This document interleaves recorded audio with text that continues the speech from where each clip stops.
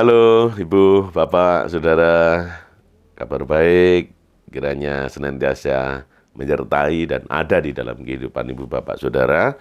Barusan saya buka-buka konten di konten Kompas Sidomulyo dan kami merasakan begitu berarti dukungan Ibu, Bapak, Saudara semuanya. Sehingga melalui dukungan itu kami terus berada sampai saat ini. Dan untuk mendukung kami, untuk lebih kreatif, lebih bisa berkreasi lagi, kami terus membuka dukungan itu melalui QR kita atau di link deskripsi dari konten ini.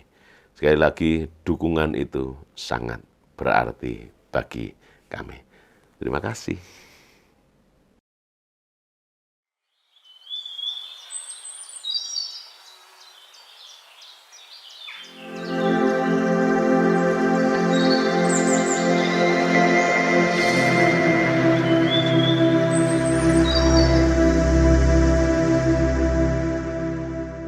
Salam Ibu, Bapak, Saudara yang dikasihi oleh Tuhan. Berjumpa kembali di YouTube Kompas Sidomulyo Bantul. Kita akan bersama merenungkan firman Tuhan di minggu ini dan kita akan menyiapkan hati dalam doa kita. Kita berdoa bersama. Bapak, kami bersyukur Tuhan izinkan kami kembali untuk merenungkan firman-Mu di minggu ini, dan mari Tuhan Kau berbicara kepada kami yang siap mendengarkannya, dan mari melalui hamba-Mu Tuhan mampukan kami memahami kehendak-Mu, mengakarkan dan melakukan kehendak-Mu itu dalam kehidupan kami. Dalam nama Yesus, Anak berdoa dan mengucap syukur. Amin.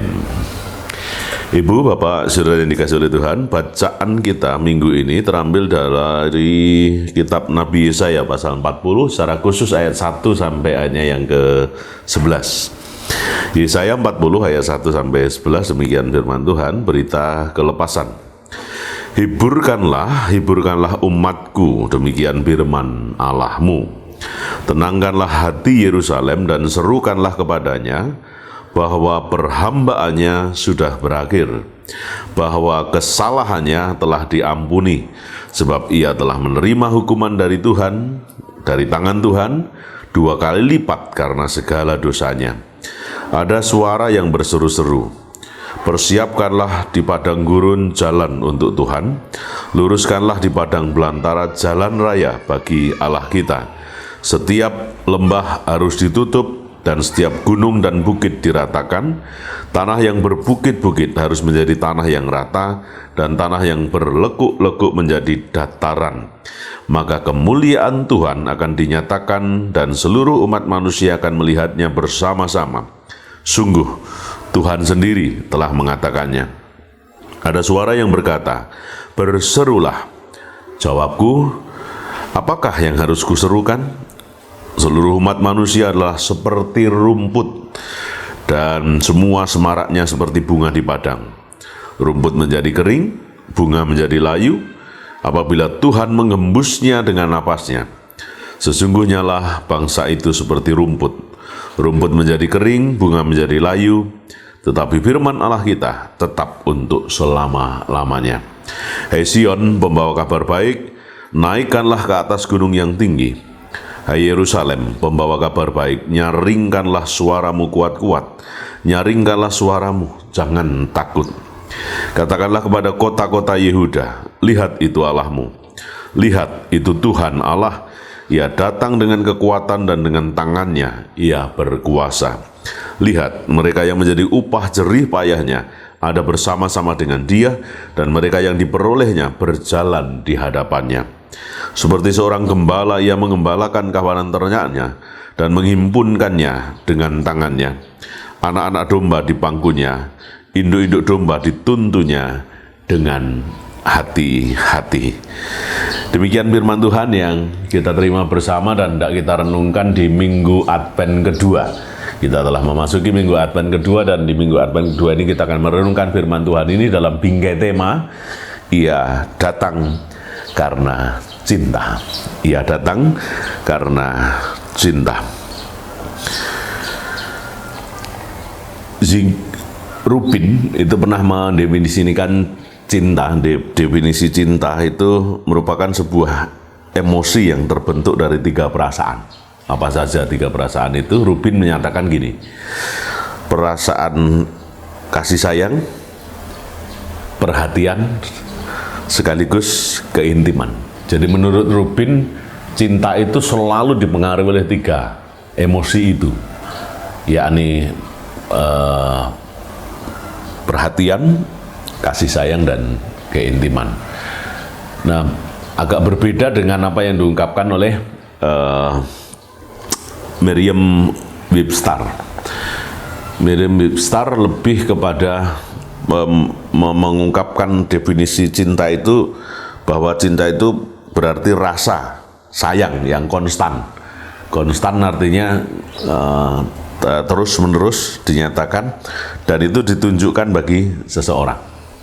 Itu menurut Merriam-Webster. Dan masih banyak lagi definisi-definisi cinta yang cinta menurut definisi dunia saja sebegitunya, sehingga kita, wah, kalau Rubin tadi secara khusus menyatakan ada perhatian di situ, ada kasih sayang di situ, dan ada keintiman. Merriam-Webster juga mengungkapkannya, ada sesuatu yang ada kata kuncinya konstan di situ, terus menerus, dan itu ditujukan pada seseorang menurut Webster, dan definisi-definisi yang lain. Sekali lagi, cinta menurut dunia saja itu sangat erat dengan emosi. Nah, sekarang pertanyaannya adalah, kalau itu cinta Allah, kasih Allah kepada kita, kepada dunia, lalu gimana gitu? Apakah sikap konstannya itu juga ada, perhatiannya juga ada, kasih sayangnya juga ada, dan keintimannya juga ada? Karena perbedaan hakiki antara manusia dengan Allah letaknya ada pada bahwa Allah itu tak terbatas ruang dan waktu, sedangkan manusia itu terbatas ruang dan waktu. Tentu kasih atau cinta yang Allah nyatakan buat kita jauh lebih dari semua definisi cinta yang ada. Jadi definisi cinta itu sampai, kalau itu cinta dari Allah berarti jauh lebih baik gitu loh. Bahasa sederhananya seperti itu. Sehingga kalau hari ini kita merenungkan firman Tuhan dalam bingkai tema Ia datang karena cinta, cinta yang dimaksud tentu bukan sekadar ada perhatian di situ, ada kasih sayang di situ, ada keintiman, atau ada sikap konstan di situ. Jauh lebih dari itu, karena itu dari Allah itu, yang tak terbatas ruang dan waktu. Apa korelasi pemahaman ini dengan bacaan kita di Yesaya 40 ayat 1 sampai 11? Ibu bapak saudara yang dikasih oleh Tuhan, Yesaya 1 ayat 1 dan seterusnya sampai Yesaya 39 itu isinya adalah bagaimana Israel berada dalam situasi penghukuman Allah. Dan tadi diungkapkan dalam bahasa Yesaya, di Yesaya 40 tadi, 2 kali lipat dirasakan oleh Israel hukuman Allah ini. Beratnya, bebannya, tertanggungnya oleh Israel ini 2 kali lipat. Artinya bahwa di ayat 1 sampai 39 itu bagaimana kemudian Israel merasakan betul buah dari keberdosaan yang dilakukan. Tetapi mulai ayat pertama di bab yang ke-40 ini agak berbeda, sangat berbeda sekali. Karena di situ mulai ada pengharapan baru. Ada suasana baru yang diberitakan oleh Nabi Yesaya, karena ada berita bahwa penghukuman itu sudah sampai ke penghujungnya dan akan berganti pada pemulihan, akan berganti pada pengampunan dari Tuhan, dan Israel akan dipulihkan. Dan ayat-ayat berikutnya kemudian mengantar bagaimana supaya Israel bisa dipulihkan. Itu ada persiapan yang masih dilakukan. Makanya dari padang gurun akan ada suara yang terdengar, persiapkanlah jalan bagi Tuhan, luruskanlah jalan bagi Tuhan. Ini seruan bagaimana agar pemulihan itu berasa, pemulihan itu benar-benar dipersiapkan oleh Israel dengan pertobatan dan persiapan hati Israel untuk menerima pengampunan dari Tuhan itu. Dan kalau kita bicara bahwa apa yang dijanjikan Allah kepada Israel ini muatannya adalah cinta kasih Allah sampai ia berkenan datang ke dunia. Ini tentu kemudian akan menghantar kita pada jawaban atas problem bahwa apa yang nggak mungkin bagi manusia mungkin di tangan Allah. Apa yang nggak mungkin bagi manusia mungkin di dalam kedaulatan dan kendali Allah. Dan itu yang dirasakan betul oleh Israel. Ketika Allah mengambil alih kendali dengan mengubah kehilangan pengharapan menjadi pengharapan penuh, kesesakan, kegelapan menjadi terang, dan kelepasan atau kelegaan, ini menghantar Israel pada satu situasi baru di mana Israel harus siap untuk menghadapi itu, karena sebelumnya 2 kali lipat Israel harus menanggung dari dosa yang dilakukan, keberdosaan yang dilakukan, sekarang digantikan oleh pemulihan yang dari Tuhan. Oleh karena pertobatan dan respon Israel atas pengharapan baru ini.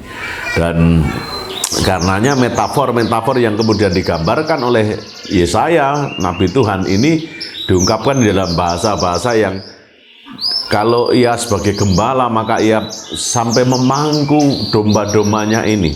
Ada di dalam pangkuannya, dan ia sebagai induk dari domba-domba itu menuntun dengan hati-hati domba-domba itu. Jadi hari ini kita mau belajar bersama bahwa ada kemungkinan besar perubahan itu terjadi ketika Israel menyiapkan hati. Ada kemungkinan besar itu terjadi, pemulihan itu terjadi ketika Israel mau dihantar bak domba yang kemudian digiring, dihantar ke kawanan domba Allah, kemudian ke kandang kerajaan Allah, dan di situ Allah sebagai induk dari domba-domba menuntun domba-domba itu dengan hati-hati dan menghantar domba-domba itu kepada himpunan domba-domba yang ada dalam perlindungan sang induk secara penuh, kendali sang induk secara penuh. Ini penghayatan kita di minggu Advent kedua, jika kita mau menghayatinya, bahwa demikianlah Allah mengubah posisi manusia yang tadinya hidup di dalam kuasa dosa kepada kemungkinan dipulihkan oleh Allah karena kasihnya, karena cintanya. Jika definisi cinta menurut manusia tadi, ada beberapa hal yang menyertai secara emosi, baik itu perhatian, baik itu kasih sayang, baik itu keintiman, atau satu sikap konstan, continue yang mesti ditunjukkan dan diwujudkan di dalam kehidupan, maka ini jauh lebih daripada itu. Kalau Allah berjanji memulihkan, kalau Allah berjanji hendak menyatakan kemerdekaan dan kelepasan atas manusia, maka apa yang dilakukan oleh Allah ini jauh lebih dari apa yang dibayangkan oleh kita. Dan itu dinyatakan oleh Allah dalam karya penyelamatan Tuhan Yesus, Tuhan dan Juru Selamat kita. Ibu bapak saudara dikasihi oleh Allah, hari ini kita belajar bersama tentang hakikat iman Kristen. Pada dasarnya bahwa keberdosaan kita tidak selamanya akan mendatangkan hukuman dari Tuhan, tetapi kesempatan dari Tuhan untuk kita diberi kesempatan untuk dipulihkan, diampuni, untuk kemudian beroleh hidup baru, pemulihan baru. Ini terbuka buat setiap kita. Dan kiranya menjadi catatan buat setiap kita di perenungan minggu Advent kedua ini. Allah sedemikian mengasihi kita.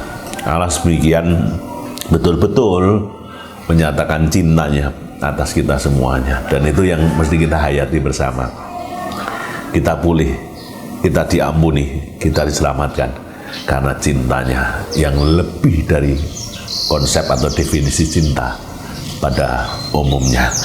Kita hayati itu di minggu Advent kedua ini. Tuhan memberkati kita untuk memampukan kita menghayati betul bagaimana cinta kasihnya, dan bagaimana cinta kasihnya itu menghantar kita untuk menyatakan cinta kasih itu juga bagi semua orang. Tuhan memberkati dan memampukan kita melakukan apa yang menjadi kehendaknya. Amin. Kita terima bersama dalam doa kita.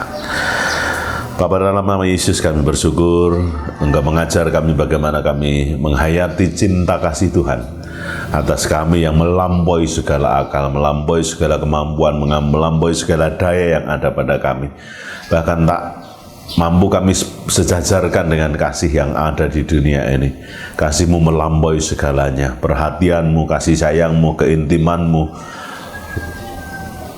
kontinuitas dari kasih-Mu itu begitu kami rasakan di dalam perjalanan kehidupan iman kami, sehingga melalui penyataan pengakuan kami, karena kami bagaikan rumput yang akan kering, layu dan mati karena keringgian dan keterbatasan kami, tapi kasih dan firman-Mu akan selamanya ada di dan Kau nyatakan di dalam kehidupan kami. Itu yang pantas kami hayati, itu yang pantas kami pegang di dalam kehidupan iman kami, sehingga karena kasih-Mu itu Engkau memerdekakan, karena kasih-Mu Engkau melepaskan, Engkau memulihkan dan menjamin kehidupan kami dalam jaminan keselamatan-Mu. Itu semua terjadi karena kasih-Mu, dan begitu besar kasih itu Engkau nyatakan bagi kami, sehingga Engkau tidak merelakan kami ada di dalam kematian, tetapi Engkau menghantar kami pada hidup kekal dalam nama Tuhan kami Yesus Kristus. Bersyukur atas anugerah yang Tuhan nyatakan bagi kami itu, dan anugerah itulah yang kemudian akan mendasari kehidupan kami di dalam kami berinteraksi, di dalam kami berelasi dengan sesama, dengan siapapun yang Tuhan izinkan berjumpa dan berinteraksi dengan kami.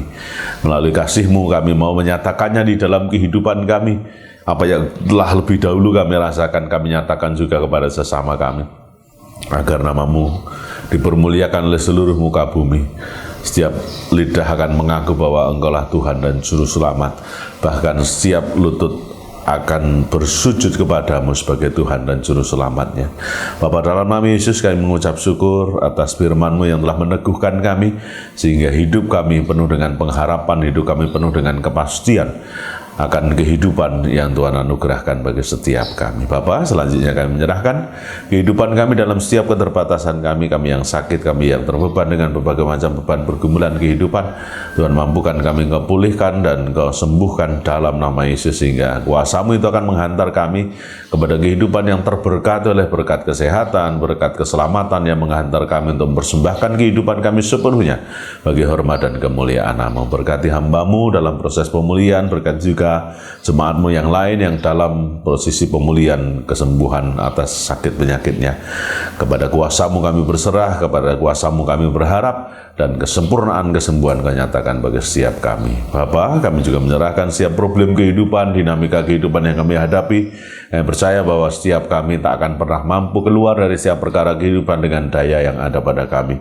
Hanya penyertaan dan kuasa-Mu saja yang memampukan kami. Engkau terangi ada dalam jalan-Mu dan memerdekakan dari setiap perkara-perkara kehidupan itu dalam nama Yesus. Berkati keluarga kami, berkati anak-anak kami, studinya, masa depannya, pekerjaannya, dimanapun mereka berada. Dalam setiap keberadaan kami berserah, dan kami percaya bahwa Engkau memimpin, memberkati setiap kami, bahkan mengendalikan kehidupan kami sepenuhnya dimanapun kami berada. Menyerahkan kehidupan keluarga-keluarga jemaat-Mu, menyerahkan kehidupan gereja Kristen Jawa Sidomulyo khususnya, dan gereja-gereja Tuhan di seluruh muka bumi di dalam penyertaan dan berkat-Mu. Berkati juga bangsa dan negara kami, dunia ini dalam berkat dan kuasa-Mu, sehingga setiap kami, setiap bangsa, setiap dunia boleh merasakan rencana-rencana indah-Mu yang telah sedang dan telah Engkau nyatakan, yang akan senantiasa Engkau nyatakan bagi kehidupan setiap kami. Menyerahkan hidup kami sepenuhnya dalam penyertaan dan berkat-Mu, dan di dalam nama Tuhan kami Yesus Kristus kami mengakhiri doa ini dengan doa Bapa kami yang Tuhan ajarkan kepada kami. Bapa kami yang di surga, dikuduskanlah nama-Mu, datanglah kerajaan-Mu, jadilah kehendak-Mu di bumi seperti di surga.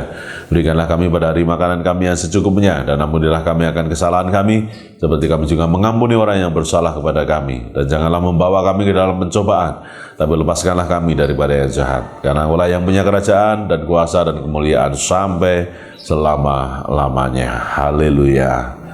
Amin.